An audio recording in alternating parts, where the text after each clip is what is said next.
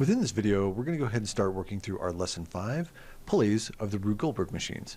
Specifically, we're just going to go ahead and start with the Opening the Project section. So, of course, you can follow along in the PDF, and of course, you can follow along here in the video.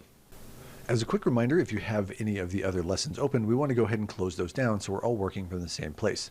So to do that, we're going to come all the way up here into our window section. And in here, let's open up the Levels palette. And I'm going to go ahead and right-click on this wheel axle, because this is the one that I have open, and I'm going to choose Change Streaming Method and set that to Blueprint. And then I want to make sure that I toggle the little eyeball to make sure that it's no longer visible, and then right-click on Pulley and go ahead and change the streaming method to Always Loaded. We'll get a little pop-up warning here. I'm just going to say OK. I'm going to just dock this up here in the top right. And now what I want to do is make sure that my viewport is active by just clicking and dragging inside of here.